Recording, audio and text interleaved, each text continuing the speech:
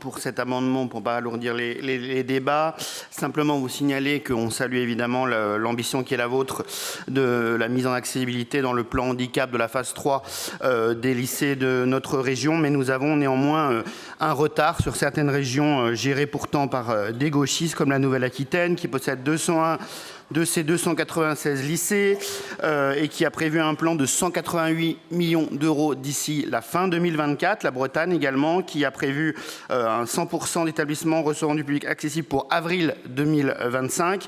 On est donc, comme vous le voyez, par rapport à ces régions qui sont pourtant a priori moins bien gérées, donc dans un volet qui nous paraît quelque peu insuffisant. 161 lycées en 2025 prévus par le plan, soit 50 lycées restants en 2028. Il sera peut-être un peu compliqué d'expliquer aux élèves de ces lycées restants qu'il faille attendre 2028, même si une échéance 2027 sera passée entre-temps. On vous demande d'accélérer la mise en accessibilité des lycées non conformes d'ici 2025. J'ai volontairement un peu écourté mon intervention, Monsieur le Président. Je vais me permettre une petite aparté pour vous défendre, une fois n'est pas coutume.